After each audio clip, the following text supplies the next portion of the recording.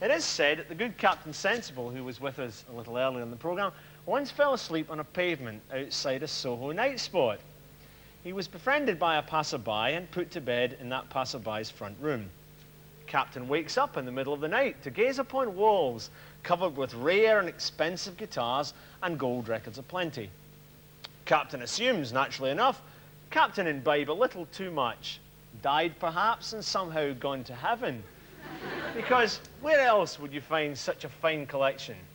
The answer, of course, is in Dave Edmunds' front room. Please welcome Dave Edmunds.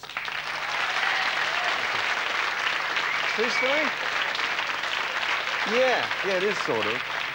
You see, I knew that he had a gig in Ipswich the next day and they were leaving at 9 o'clock in the morning, and he wasn't just lying on the floor, he was lying in his own vomit or so, or someone else's even worse or something, and he was in a horrible state.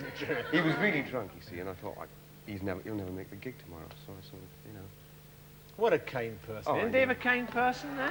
Wonderful man. Now, why do you keep performing, Dave? Why do you keep... Because you're the only one tonight, the only producer who still keeps doing his jigs. Why? Well, actually, the producing bit is a sort of a sideline. It started because I wanted to learn to engineer my own records, and I thought once you can engineer your own records, and you know just how you want your records to sound, then you've cracked it. So I learned to engineer so I could produce my own records, and as a result of that, other people started asking me to produce. So it's not really what I do for a living. So you're not really interested in being a producer as...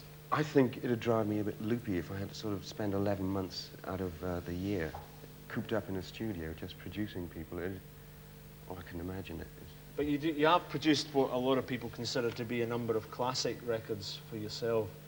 Things like, you know, Born to Be With You and stuff like that. Yeah, that was fun.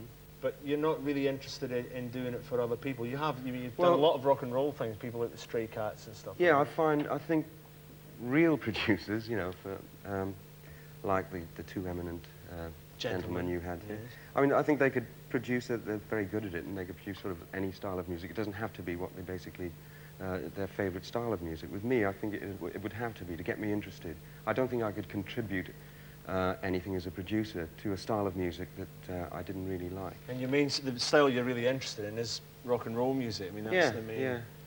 Now, I've listened to a lot of old rock and roll records, and it seems like they sound as good now as they did when they were made. Why should we have made all these advances in technology now and still finish up not sounding any better than Chuck Berry did? Makes you think, doesn't it? Yeah. I know, you hear some of those old records, and it does sound really good. Why? Why? Playing or the sound or...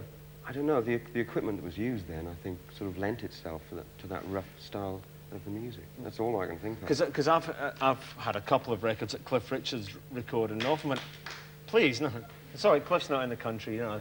But it seems like if they play them on an oldies show and they play Move It and then they play like Wired for Sound, it seems like Move It just sounds as fresh as the new record does. Yeah, well, you picked on a good example there, because that was one of the few rock and roll records that came from Britain at that time that could match some of the stuff that was coming out of America. The rest, it just didn't work. It didn't really happen, the English rock and roll. And do you think we make better rock and roll records now, or do you not think, still think we don't get it right? Well, I don't think many people do make rock and roll records now, so there's nothing really to compare it with, say, America. I can't think of anyone who's doing just straight ahead rock and roll. You just come back from America? Yeah, not long ago. Doing some jigs, not producer, playing dates. Want to play a jig for us now? I'd love to. Ladies and gentlemen, welcome Dave Edmunds and his own.